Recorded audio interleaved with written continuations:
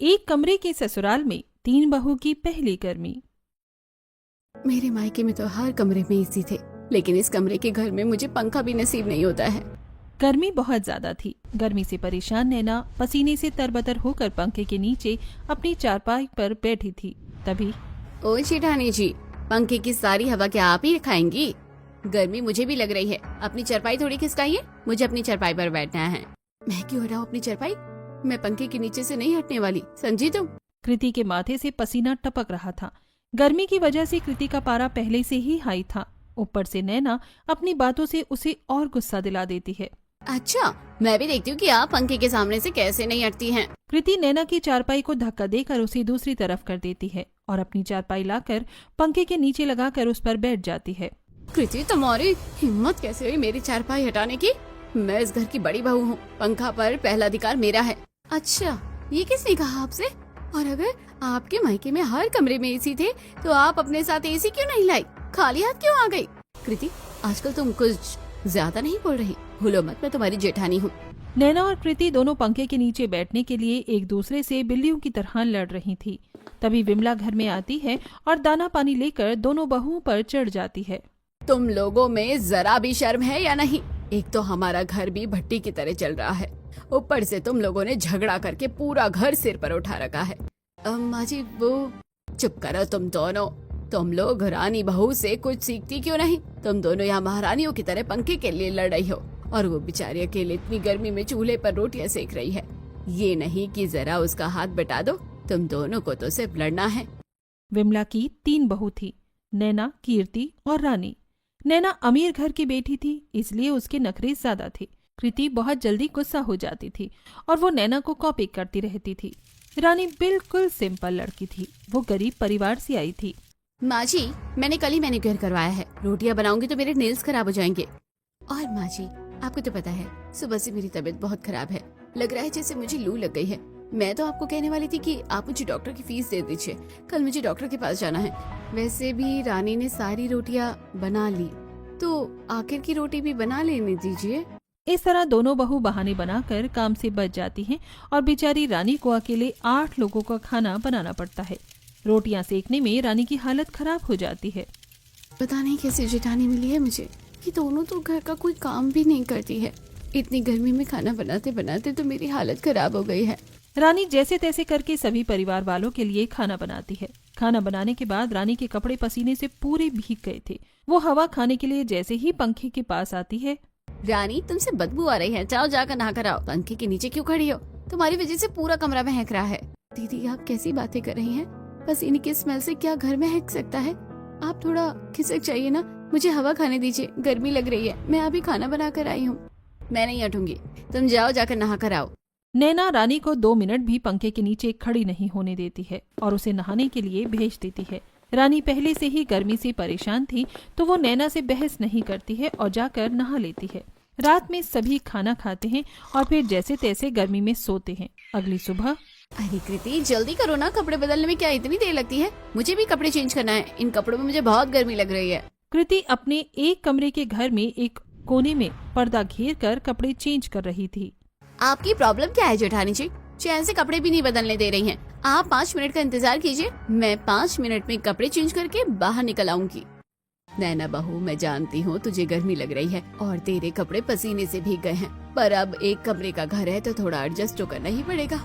विमला बीच में आकर दोनों की बहस को शुरू होने से पहले ही रोकती है। तभी, मुझे इतनी उमस और गर्मी में कपड़े चेंज करने के लिए भी लाइन में लगना पड़ रहा है।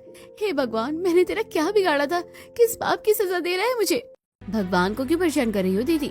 किसने कहा था आपसे एक कमरे वाले घर में शादी करने के लिए? आप तो अमीर घर से हो, आपको तो किसी अमीर परिवार में शादी करनी चाहिए थी। मेरी तो लव मैरिज थी। आदित्य ने कहा था कि वो सीए का एग्जाम क्लियर कर लेंगे और शादी के बाद हमारी लाइफ सेट हो जाएगी, लेकिन वो एग्जाम क्लियर नहीं कर पाए और 5,000 की नौकरी कर रहे हैं। लेकिन कृति, तुमने तो अरेंज मैरिज की थी ना, तो तुमने एक कमरे वाले घर में शादी क्यों की? नैना और कृति एक दूसरे को नीचा दिखाने का एक मौका नहीं छोड़ती थी। जेठानी जी, आप दोनों इस तरह से बातें क्यों कर रही हैं? आपकी बातें सुनकर माँ जी को बुरा लगेगा। आप लोग ऐसी बातें मत कीजिए। रानी, तुम ज्यादा मत बोलो, तुम तो गरीब घर से हो, तुम्हें एक कमरे में रहने की आदत है, तो तुम्हें हमारे बीच में बोलने की जरूरत नहीं है। तुम जाकर अपना काम करो। नैना, अभी तो तुम्हें बहुत गर्मी लग रही थी, अब क्या हुआ? जाओ जल्दी कपड़े चेंज करो और खाना बनाओ। कल रात रानी ने खाना बनाया था, आज तुम दोनों खाना बनाओगी। माँ जी मैं खाना नहीं बनाऊंगी, मुझे डॉक्टर के पास जाना है। मैंने कल आपको बताया था ना कि मेरी तबीयत ठीक नहीं है। और माँ जी मुझे पार्लर जाना है थोड़ी देर में, मैं चूल्हे पर बैठ कर इतनी गर्मी में अपना चेहरा झुलसा नहीं सकती। आप इस रानी को बोलिए वो खाना बना देगी। इस तरह दोनों जेठानी बहाना बनाकर काम से बच जाती हैं और रानी को अकेले दिन का खाना बनाना पड़ता है। अब एक कमरे वाले घर में रसोई भी घर के अंदर थी, तो जब रानी रसोई में खाना बनाती है तो खाना बनाने से पूरा घर गैस चैम्बर की तरह गर्म हो जाता है। माँ, ये घर आग की तरह क्यों जल रहा है? अचानक से घर में इतनी गर्मी बढ़ गई है। आप रानी को चूल्हा बाहर क्यों नहीं लगाने को कहती हैं? एक तो तुम दोनों की बीवी घर का कोई काम नहीं करती है, घर का सारा काम बेचारी रानी करती है, और अब तुम बोल रहे हो कि चूल्हा खुले में धूप में रख दूं ताकि खाना बनाने में बेचारी की और हालत खराब हो जाए। तो ऐसा नहीं होगा। नहीं माँ, मेरा वो मतलब नहीं था। तेरा जो भी मतलब था उसे अपने पास रख। मैंने तुम तीनों भाइयों को कहा था कि बेटा शादी से पहले 2-3 कमरे और बना लो, कुछ नहीं तो अलग से रसोई बना दो, लेकिन तुम तीनों के कानों में जूं तक नहीं रहेंगी, तो अब ऐसे ही रहो। विमला अपने तीनों बेटों से बहुत गुस्सा थी, इसलिए वो दाना पानी लेकर उन पर चढ़ जाती है। माँ, इसमें भैया की क्या गलती है? आप तो जानती हैं हम लोग मामूली सी नौकरी करते हैं, उन पैसों से घर चलाएंगे या फिर घर बनवाएंगे। बातें बनाने में तो तुम लोग बहुत तेज हो। तुम्हारी शादी से पहले मैंने कहा था बेटा घर बनाने के लिए पैसे सेव करते हैं, लेकिन तुमने मजे करने में सारे पैसे खर्च कर दिए और मुझे सेविंग करने के लिए 1 रुपया तक नहीं दिया। विमला गर्मी में गुस्से से अपने बेटों पर भड़क रही थी। तभी रानी खाना बनाते हुए दाल में मिर्ची का तड़का लगा देती है, जिससे पूरा घर धुआं धुआं हो जाता है और सभी जोर जोर से खांसने लगते हैं। पागल हो गई है क्या रानी? हम दोनों को मारना चाहती हो? किसने कहा था तुमसे तड़का लगाने के लिए? सिंपल दाल नहीं बना सकती थी क्या? पूरा घर धुएं से भर दिया है। रानी के तड़का लगाने से घर में धुआं फैल जाता है और सभी बुरी तरह से मिर्ची की वजह से खांसने लगते हैं। ये भी कोई वक्त है बहू लड़ने का? अरे जल्दी घर से बाहर चलो, वरना खांसते खांसते तुम लोगों के फेफड़े बाहर आ जाएंगे। एक कमरे के घर में पूरा परिवार रहने से सभी को इस तरह की दिक्कतें अक्सर होती थीं। कुछ देर बाहर रहने के बाद कृति कहती है, माँ जी मुझे डॉक्टर के पास जाना है, आप मुझे कुछ पैसे दे दीजिए, डॉक्टर को फीस भी तो देनी होगी। मैंने पता क्या है कि ये डॉक्टर ज्यादा पैसे नहीं लेता है, बल्कि 150 से 200 में काम कर देता है। अच्छा ठीक है बहू, ये लो पैसे, जाकर डॉक्टर को दिखा लाओ। देख डॉक्टर क्या कहते हैं और पूछना तबीयत कब तक ठीक हो जाएगी। जी ठीक है माँ जी। कृति विमला से पैसे लेकर डॉक्टर के पास जाने के लिए निकलती है, लेकिन वो डॉक्टर के पास नहीं जाती है बल्कि बाजार चली जाती है। मुझे तो कुछ नहीं हुआ है, मैं तो डॉक्टर के पास क्यों जाऊं? मैंने तो काम से बचने के लिए बहाना बनाया था। अब जो पैसे बचे हैं उससे मैं एंजॉय करूंगी। वैसे भी शादी के बाद ये मेरी पहली गर्मी है। कृति एक फ्रूट सलाद बेचने वाले आदमी के पास जाती है और उससे मिक्स फ्रूट सलाद खरीदती है। फ्रूट खाते हुए, इतनी सड़ी गर्मी में इन फलों को खाकर कितना आराम मिल रहा है, मजा आ गया ये खाकर। घर वालों के लिए तरबूज ले चलती हूँ, उन लोगों को भी तो गर्मी लगती होगी, उन्हें भी गर्मी में ठंडक का एहसास हो जाएगा। कृति तरबूज लेती है और फिर नारियल पानी पीती है। थोड़ा खाना पीना करने के बाद वो घर आ जाती है। कृति बहू ये सब क्या लेकर आई है तू? और तू डॉक्टर के पास गई थी ना? माँ जी मैंने चेकअप करा लिया, लेकिन थोड़े पैसे बच गए थे तो मैंने सोचा सबके लिए तरबूज ले लूं। वैसे भी गर्मी बहुत ज्यादा है ना। चलो कुछ तो सही किया तूने बहू। विमला कृति को ताना मारती है। शाम को जब सबके पति घर आ जाते हैं तब कृति सभी को तरबूज काट कर देती है। तरबूज खाते हुए, अरे वाह, तरबूज!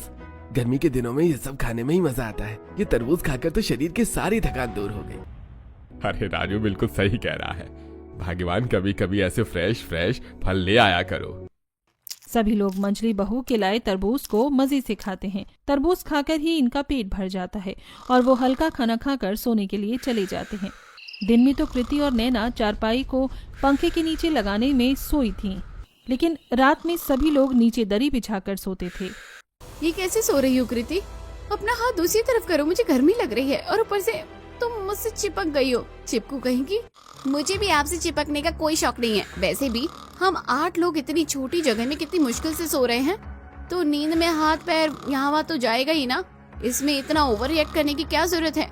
गर्मी की वजह से इन लोगों को सोने में पहले से ही दिक्कत हो रही थी। ऊपर से आधी रात में नैना और कृति बहस करना शुरू कर देती हैं, जिससे तंग आकर, नैना ये सब क्या है? तुम लोग ना दिन देखती हो ना रात, बस हर वक्त लड़ती रहती हो। अरे तुम दोनों तो फिर भी पंखे के नीचे सोई हो, रानी बेचारी तो कोने में सोई है, उसे हवा भी नहीं लग रही है, फिर भी वो शिकायत नहीं कर रही, और एक तुम लोग हो, पूरा नींद खराब कर दी है। मैं जा रहा हूँ बाहर सोने। निखिल भी मुंह बनाकर उठता है और पसीना पोंछते हुए अपनी चारपाई, चद्दर और तकिया लेकर बाहर सोने के लिए चला जाता है। अरे एक तो गर्मी की वजह से सोना मुश्किल हो गया है, ऊपर से तुम लोगों ने हद कर दी है। तुम्हारी पहली गर्मी में ये हालत है तो पता नहीं आगे आने वाली गर्मियों में क्या करोगी। अब तुम्हारी शादी एक कमरे के घर में हुई है तो थोड़ा एडजस्ट करना सीखो। कब तक ऐसी लड़ती रहोगी? इतनी बकबक में मुझे नींद नहीं आ रही है, मैं भी भैया के साथ बाहर सोने जा रहा हूँ। घर के सारे मर्द घर के बाहर आंगन में चारपाई लगाकर सो जाते हैं और तीनों बहू अपनी सास के साथ कमरे में सोती हैं। अगली सुबह नैना दीदी, आप मेरे कपड़े अलमारी से बाहर निकालकर क्यों फेंक रही हैं?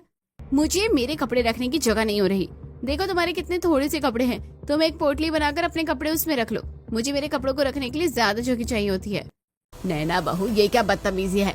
ये अलमारी जितनी तुम्हारी है उतनी रानी की भी है। अगर तुम्हें कपड़े रखने में दिक्कत हो रही है तो कहीं और कपड़े रखो। रानी अलमारी से कपड़े नहीं निकालेगी, समझी तुम? और जाओ जाकर घर की सफाई करो, घर बहुत गंदा हो गया है। अपनी सास से डांट खाने के बाद नैना अलमारी में जगह बना देती है। रानी अपने सारे कपड़े अलमारी में रख देती है। कपड़े रखने के बाद रानी बाहर आंगन में बैठकर बर्तन धोती है तो वहीं नैना घर में डस्टिंग करती है। ऐसे ही दिन गुजरते हैं। एक दिन नैना और कृति तैयार होकर बाहर जा रही थीं। तब तुम लोग इतना तैयार होकर कहाँ जा रही हो और तुमने मुझे बताया भी नहीं? अब वो माँ जी, हम लोग वाटर पार्क जा रहे हैं। आजकल बहुत ज्यादा गर्मी हो रही है तो सोचा वाटर पार्क चली जाओ। अगर तुम दोनों जा ही रही थी तो रानी को भी अपने साथ ले जाती। वो माँ जी, हमारे पास सिर्फ 2 पास थे और मेरे पास ज्यादा पैसे भी नहीं थे ना, इसलिए मैं सिर्फ कृति को लेकर जा रही हूँ। रानी को मैं किसी और दिन लेकर जाऊंगी। इतना कहकर दोनों बहू वाटर पार्क चली जाती हैं। उनके जाने के बाद ये दोनों एक नंबर की चंट चालाक है, लेकिन मैं भी इनके साथ हूँ। मुझे भी पता है कि ये लोग रानी को अपने साथ ले जाना ही नहीं चाहती थी, इसलिए दोनों चले गए और रानी को घर पर ही छोड़ दिया।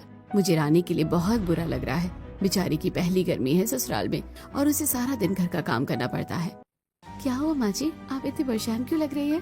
कुछ नहीं बहू, इन दोनों को जाने दो वाटर पार्क। हम दोनों शाम को बाजार घूमने के लिए चलेंगे और मजे से खाना पीना करेंगे।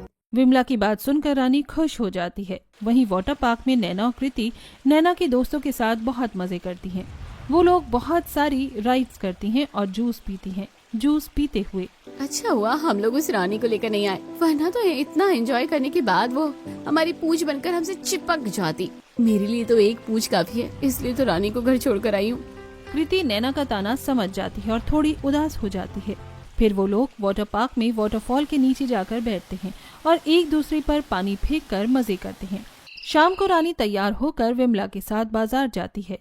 बता बहू, तू क्या खाएगी? माँ जी, हम लोग पहले फल खाते हैं। सुबह से काम कर रही हूँ, फल खाऊंगी तो थोड़ा अच्छा लगेगा। दोनों सास बहू फल की दुकान पर जाती हैं और उनसे फल खरीद कर खाती हैं। रानी घर के काम करके काफी थक गई थी क्योंकि नैना और कृति का काम भी आज उसे ही करना पड़ता है, इसीलिए फल खाकर उसे काफी अच्छा लगता है। माँ जी देखिए बर्फ का गोला, मुझे बचपन से गोला खाना बहुत अच्छा लगता है।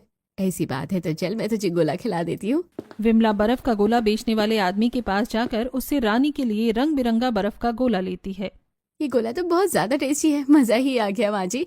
अच्छा हुआ जो जेठानी जी मुझे अपने साथ वाटर पार्क नहीं लेकर गई, वरना तो मुझे इतना टेस्टी गोला खाने को नहीं मिलता। मैं जानती हूँ माँ जी, आप मुझे खुश करने के लिए अपने साथ बाजार लाई हैं। बहू, मैं तो बस चाहती हूँ कि तुम लोगों की पहली गर्मी ससुराल में अच्छे से बीते। वो दोनों तो मजे करती हैं, लेकिन तुम्हें अकेले सब कुछ करना पड़ता है, इसलिए मैं तुम्हें खुश करना चाहती थी। दोनों सास बहू गोला खाते हुए बातें करते करते घर आ जाती हैं। नैना और कृति पहले से ही वाटर पार्क से आ चुकी थीं। रानी को गोला खाते देखकर दोनों बहू जलन से मुंह बना लेती हैं। ये क्या माँ जी, आप सिर्फ रानी को प्यार करती हैं? आप उसे गोला खिला रही हैं, लेकिन आज तक आपने हमें तो गोला नहीं खिलाया। तुम लोग तो वाटर पार्क गई थी ना, पेट भरा नहीं क्या वहाँ मजे करके, जो अब तुम्हें गोला खाना है? तुम लोग रानी को लेकर नहीं गई थी तो रानी ने तुम्हें कुछ कहा क्या? तो तुम रानी को देखकर ऐसी बातें क्यों बोल रही हो? विमला की बात सुनकर नैना चुप हो जाती है। नैना और कृति आज काफी थक गई थी तो वो बिना लड़ाई किए सो जाती हैं, जिससे बाकी के घर वाले भी चैन से सो पाते हैं। अगली सुबह जब विमला की नींद खुलती है तो वो डर जाती है। भूतनी, भूतनी, माँ जी ये मैं हूँ नैना। कल वाटर पार्क में घूमने के चक्कर में मुझे बहुत टैनिंग हो गई थी, इसलिए स्किन क्लियर करने के लिए फेस पैक लगाया है। मैं तो तंग आ चुकी हूँ तुम लोगों के ड्रामे से। हर दिन कुछ ना कुछ लगा ही रहता है तुम्हारा। जल्दी निकालो ये फेस पैक जो भी है। माँ जी बस 15 मिनट में निकाल दूंगी। नैना इतना कहती है कि तभी दरवाजा खटखटाने की आवाज आती है। माँ दरवाजा खोलो, मैं आई हूँ। विमला की बेटी पायल अपनी सास कुंती के साथ अपने मायके आई थी। नैना जाकर दरवाजा खोलती है। अरे ये पायल, ये कौन है तुम्हारे घर में? माँ जी ये मेरी बड़ी भाभी है। वो अपने चेहरे का बहुत ख्याल रखती है ना, इसलिए स्किन केयर करती रहती है। नैना मुंह बंद करके इशारे से दोनों को घर के अंदर बुलाती है।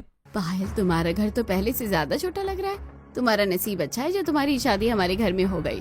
हमारे घर में तो तुम्हारा अकेले का कमरा इस घर से बड़ा है। पायल भी पहले एक कमरे वाले घर में ही रहती थी, लेकिन उसकी शादी एक अमीर घर में हो गई। तीनों बहू के आने के बाद उनका सूटकेस, बाकी के सामान सब घर के एक कोने में यहाँ वहाँ फैला कर रखे हुए थे, क्योंकि नैना और कृति लड़ने के चक्कर में हमेशा एक दूसरे का सामान यहाँ वहाँ कर देती थी, जिससे घर बड़ा होने के बाद भी छोटा लग रहा था। समदन जी अंदर आकर बैठिए ना।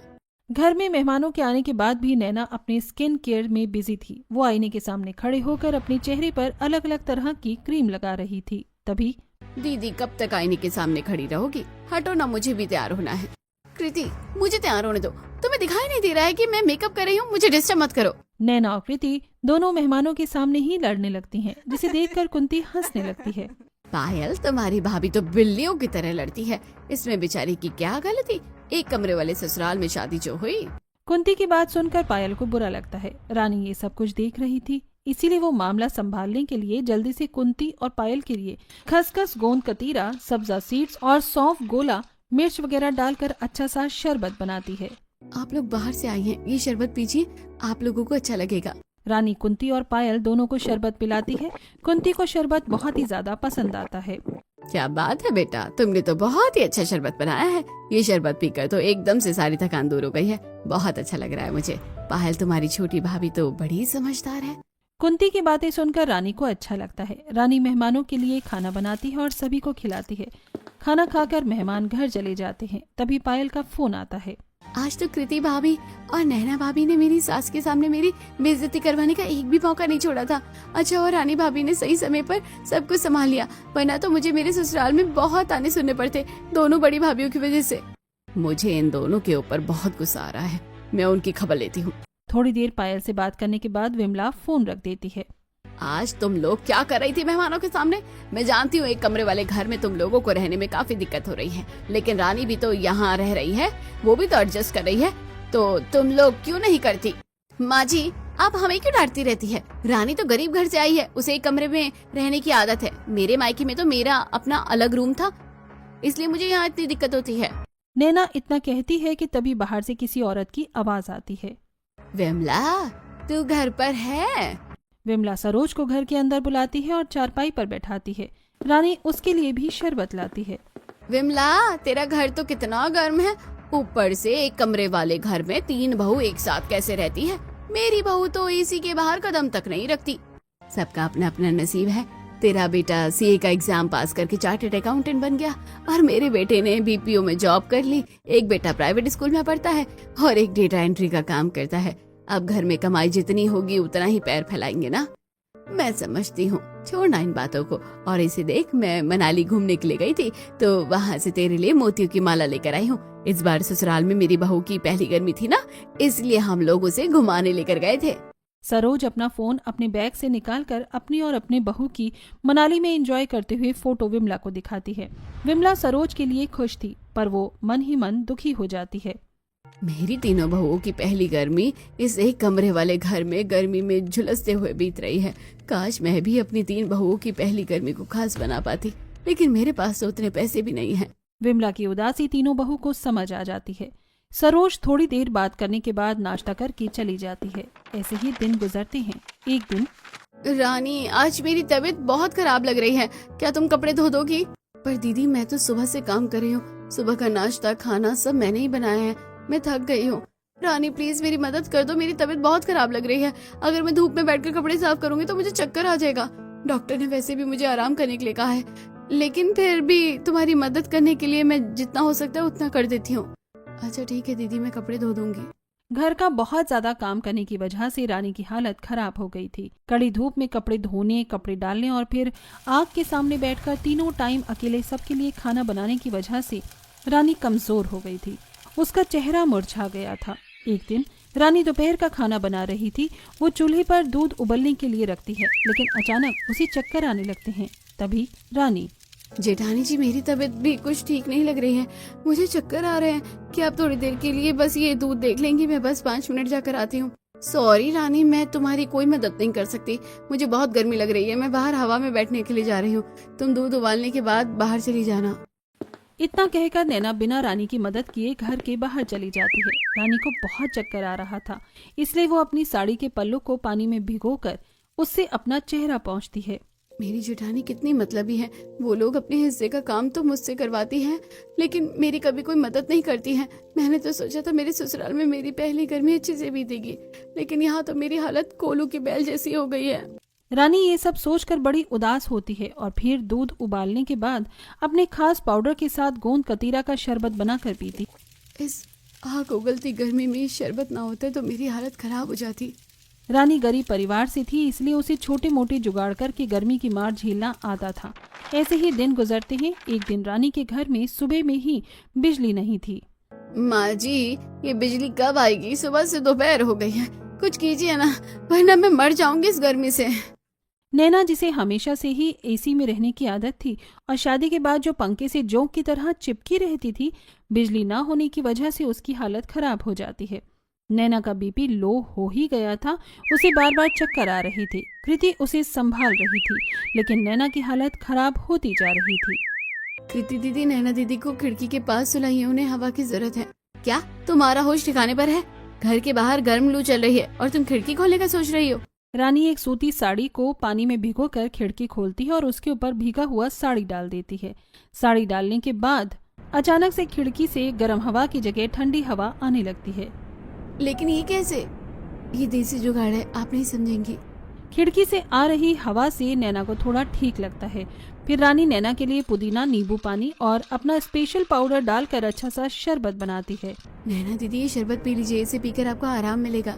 नैना को हीट स्ट्रोक हो गया था, लेकिन रानी का बनाया शरबत पीने के बाद उसकी हालत अचानक से सुधर जाती है और वो बेहतर महसूस करने लगती है।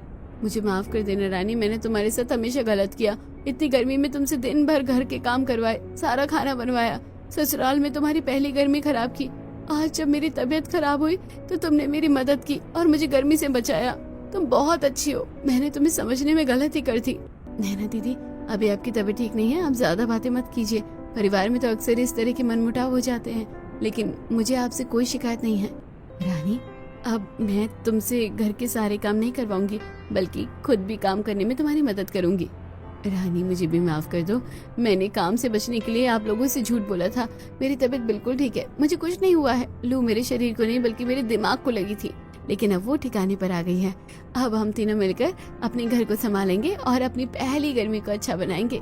नैना और कृति दोनों रानी से माफी मांगती हैं। नैना की तबीयत ठीक होने के बाद रानी, नैना और कृति तीनों एक कमरे वाले घर में सारा काम करती हैं। वो अब पंखे के लिए लड़ती नहीं है और न ही एक दूसरे का काम खराब करती हैं। ऐसे ही दिन गुजरते हैं। एक दिन तीनों बहू चूल्हे के पास बैठकर खाना बना रही थी। कृति रोटी बना रही थी, रानी सब्जी काट रही थी और नैना मसाला पीस रही थी। अब तो हम लोगों ने लड़ना बंद कर दिया है, लेकिन फिर भी देखो ना, घर में कितनी ज्यादा गर्मी होती है। हमारा घर तो भट्टी की तरह तपता रहता है। हम लोग एक कमरे में इतने सारे लोग रहते हैं, इसलिए घर और गर्म हो जाता है। अगर हमारे ससुराल में 3-4 कमरों वाला 2 मंजिला मकान भी होता ना, तो हमें इतनी दिक्कत नहीं होती। मैं तो इतनी गर्मी में रह नहीं पा रही हूँ। मुझे लगता है अपने पतियों से बात करनी चाहिए और उन्हें 2-3 कमरे बनाने के लिए कहना चाहिए। नैना का आइडिया सभी को अच्छा लगता है। रात में जब तीनों के पति घर आते हैं तब, निखिल जी, अब मैं इस एक कमरे के घर में और नहीं रह सकती। यहाँ बहुत घुटन होती है। आप लोग तो काम पर चले जाते हैं, दिन भर एक कमरे वाले घर में रहकर गर्मी की मार और उमस झेलनी पड़ती है। दीदी बिल्कुल सही कह रही है, मुझे लगता है आप लोगों को हमारे लिए 2-3 कमरे बनाने चाहिए। रानी, तुम तो हमारी हालत जानती हो, फिर क्यों ऐसी बातें कर रही हो? पैसे क्या पेड़ पर उगते हैं? वैसे हमारी सैलरी इतनी कम है, उसमें परिवार चलाएं या फिर तुम लोगों के लिए घर बनाएं। नैना, तुमने तो मुझे अभी कहा नहीं है, लेकिन अगर तुम भी यही कहना चाहती हो तो मैं पहले कह दे रहा हूँ, मेरे पास पैसे नहीं है अलग से 2-3 कमरे बनवाने के लिए। तीनों बहू के पति उन्हें कमरा बनाने के लिए मना कर देते हैं और खुद गर्मी से बचने के लिए बाहर हवा खाने के लिए चले जाते हैं। क्या ससुराल में पहली गर्मी हमारी ऐसे ही गर्मी की मार चलते चलते बीत जाएगी? क्या हम लोग कुछ नहीं कर सकते?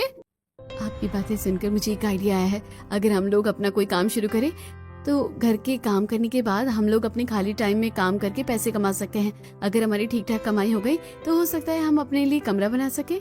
लेकिन हम लोग क्या काम करेंगे? वैसे भी मुझे काम करने की तो कोई आदत नहीं है। अरे कोई बात नहीं दीदी, आपको बहुत ज्यादा काम करने की जरूरत नहीं है। हम लोग शरबत बनाकर बेचेंगे। गर्मी का मौसम है, अगर गर्मी में लोगों को ठंडा और अच्छा शरबत पीने को मिले तो वो पैसे जरूर देंगे। आइडिया तो अच्छा है। वैसे ही हमारे घर के पास में ही बाजार, हॉस्पिटल, स्कूल, कॉलेज सब कुछ है। अगर हम अपने घर के बाहर शरबत बेचने का काम शुरू करेंगे तो हमारी अच्छी कमाई हो जाएगी।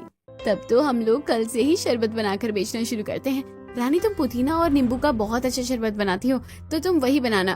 कृति, तुम सत्तू बना लेना और मैं बेल का शरबत बनाऊंगी। 3 तरह की वैरायटी होगी तो कुछ लोग ना कुछ तो पियेंगे। तीनों बहू खाना बनाती हैं और अपने ससुराल वालों को खिलाती हैं। खाना खाने के बाद सभी गर्मी में करवटें बदलकर जैसी जैसी एडजस्ट होकर एक कमरे में सोते हैं। अगले दिन तीनों बहू सुबह सुबह बाजार जाती हैं और सब्जी वाले के पास से नींबू, कुछ सब्जी और राशन की दुकान से बाकी का सामान लेकर घर आ जाती हैं। आज इतनी गर्मी है, सिर पर धूप चमक रही है, पर आज हमें उतनी गर्मी नहीं लग रही क्योंकि कुछ करने का जोश गर्मी से ज्यादा है।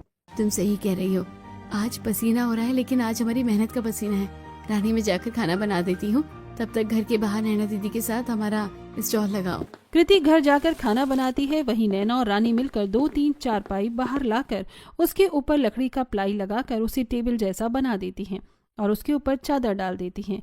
फिर ग्लास, मटका, नींबू, पुदीना, बाकी के मसाले सजाकर वो अपना स्टॉल लगाती हैं।